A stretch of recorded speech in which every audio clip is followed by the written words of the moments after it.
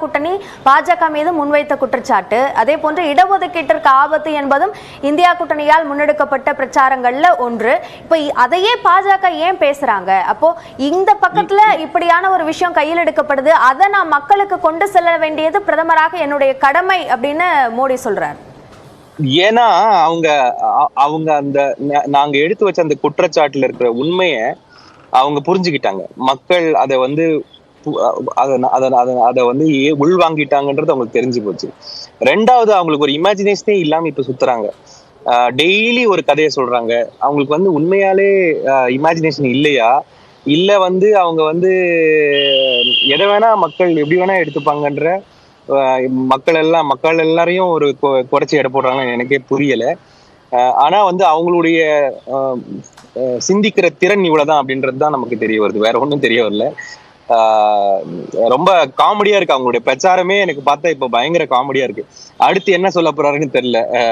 அது ஒரு நாள் ஒரு கதை சொல்றதுனால இன்ட்ரெஸ்டிங்கா இருக்கு கூட இருக்கு அந்த பிரச்சாரத்தை பார்க்கறதுக்கு.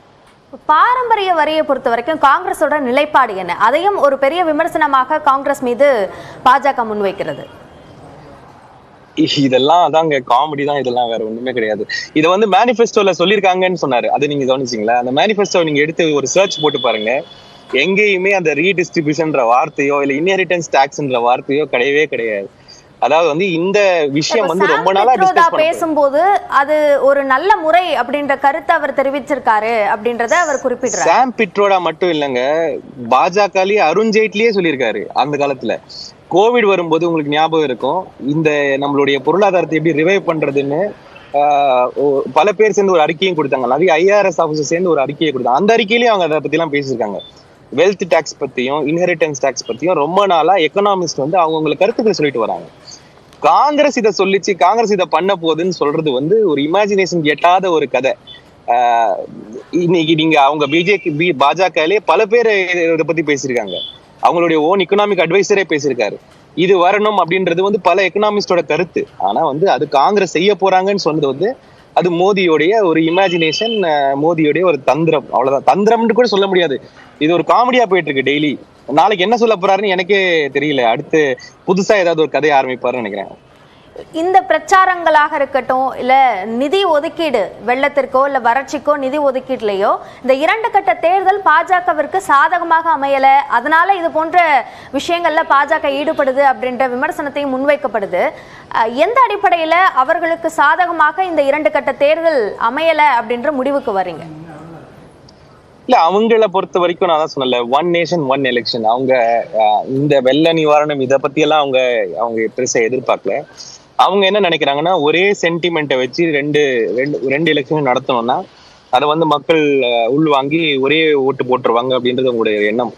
ரெண்டாவது வந்து அவங்க இந்த நாட்டை வந்து ஒரு கண்ட்ரோலுக்கு கொண்டு வர விரும்பினாங்க. இந்த ஃபெடரல் ஸ்ட்ரக்சரு, இந்த இண்டிபெண்டா இருக்கிறது, உரிமைகளுக்காக போராடுவது, இதெல்லாம் அவங்களுக்கு பிடிக்காத ஒரு விஷயம். பாஜகவை நீங்க வந்து பேசிக்கா புரிஞ்சுக்கிட்டீங்கன்னா அவங்க ஏன் இதெல்லாம் பண்றாங்கன்றது தெரியும். அவங்கள பொறுத்த வரைக்கும் உரிமைகளே இருக்கக்கூடாது. அவங்கள பொறுத்த வரைக்கும் கடமைகள் தான் இருக்கணும். சோ நீங்க நாளைக்கு வந்து உங்களுடைய சம்பளத்தை, ஒரு மாத சம்பளத்தை தான் நாட்டுக்காக கொடுங்க, இது உங்க கடமைன்னு சொல்லுவாங்க. இந்த மாதிரிதான் அவங்க பேசுற ஆட்கள். அதனால வந்து இவங்க ஒரு பழமை வாதிகள். அவங்க வந்து அந்த ஒரு ஒரு ஒரு ஒரு ஒரு ப்ராக்ரெசிவான ஆட்களே கிடையாது. சோ அவங்களுடைய எண்ணம் எல்லாம் அந்த பழைய சிஸ்டம் கண்ட்ரோல் கொண்டு வரணும், ஒரே கண்ட்ரோல்ல இருக்கணும்ன்றதுதான். அப்போ அவங்க என்ன நினைக்கிறாங்க, பொலிட்டிக்கலாவும் நம்ம கண்ட்ரோல் பண்ணலாம் அப்படின்றது முதல் படியாக அந்த 1 நேஷன் 1 எலெக்ஷன் அவங்க கொண்டு போறாங்க. அமேதி, ரேபரேலி இந்த தொகுதிகளுக்கு காங்கிரஸ் வேட்பாளர்கள் எப்போ அறிவிக்கப்படுவாங்க? ஏன் இவ்வளவு தாமதம்? இல்ல, காங்கிரஸ் பொறுத்த வரைக்கும் வேட்பாளர் அறிவிப்புக்கெல்லாம் வந்து ஒரு ப்ராசஸ் உண்டு. அது வந்து ஒரு பல ஸ்டேஜை தாண்டி தான் அந்த அறிவிப்பு நடக்கும். அதுல நிறைய விஷயங்கள் டிஸ்கஸ் பண்ணப்படும். ஒரே ஆள் முடிவெடுக்கிறதா இருந்தா ஒரு ராத்திரில வந்துடும். ஆனா அது அப்படி கிடையாது. நிறைய விஷயங்கள் டிஸ்கஸ் செய்யப்படும். அது கூடிய சீக்கிரமே அறிவிக்கப்படும். இல்ல, இப்ப அந்த முடிவுகள் இவ்வளவு பெரிய ப்ராசஸ்ல எடுக்கப்பட வேண்டிய முடிவுகள்லாம் எடுக்கப்பட்டுச்சு. ஆனா ராகுல் காந்தியும் பிரியங்கா காந்தியும் தான் இதுல தங்களோட முடிவை சொல்லாம இருக்காங்க அப்படின்ற ஒரு தகவலும் வெளியாகுது. அது உண்மையா? இல்ல, அப்படியெல்லாம் யாருமே தனிப்பட்ட விஷயத்தெல்லாம் எங்கேயுமே இது பண்ண மாட்டாங்க.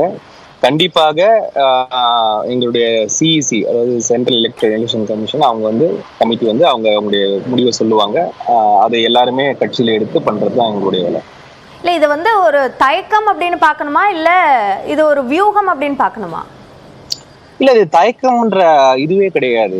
ஒரு நிறைய விஷயங்கள் அங்க டிஸ்கஸ் செய்யப்படும். நிறைய பொலிட்டிக்கலா சில விஷயங்கள் பேசுவாங்க. அதையெல்லாம் அதை பேசிக்கு அப்புறம் தான் அந்த முடிவுகளை எடுப்பாங்க. இன்னைக்கு ராய்பரேலி அமேத்தி மட்டும் இல்ல, இன்னும் பல இடங்கள்ல 6th phase 7th phaseக்கெல்லாம் இன்னும் சீட் டிக்ளரேஷன் இருக்கு. அது கூட இது சேர்ந்து வரும். இப்போ இது ரெண்டுக்குமான எதிர்பார்ப்பு அதிகமாக இருக்கக்கூடிய நிலையில எப்போ எதிர்பார்க்கலாம் இதற்கான அறிவிப்பை? இல்ல இது கூடிய சீக்கிரமே எனக்கு தெரிஞ்சு மீட்டிங் நேத்து முந்தானத்து கூட நடந்திருக்கு. அது மறுபடியும் கண்டினியூ பண்ணி ஒரு லிஸ்ட்ல அது வெளியாகும். எல்லாமே ஒண்ணா தனியா லிஸ்ட் அனுப்ப மாட்டாங்க. ஒரு லிஸ்ட்ல தான் எல்லாமே வெளியாகும். ஸோ மத்த இருக்கிற சீட்ஸ் எல்லாத்தையும் சேர்த்து அதுவும் வெளியாகும். ஓகே, இறுதியாக ஒரு கேள்வி.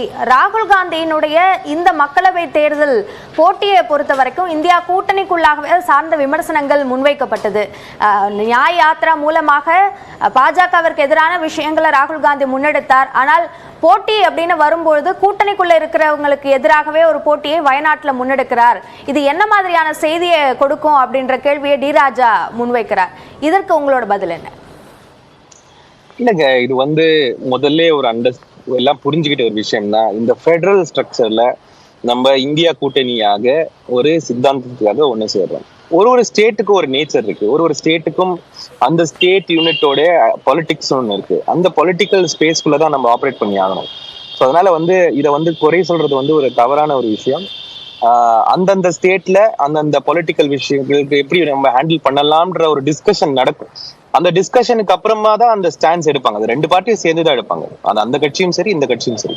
ஸோ அதுல இது பர்சனலா எடுத்துக்கிறதுக்கோ இல்ல இந்தியா கூட்டணிக்கு இது ஒரு பாதிப்பு தரக்கூடிய விஷயம் சொல்றதுக்கோ அதெல்லாம் ஒரு வேலிட் ஆர்குமெண்ட் இல்லை. இணைப்பில் எங்களுடைய பல்வேறு கேள்விகளுக்கு பதிலளித்தமைக்கு நன்றி திரு சசிகாந்த். நன்றி.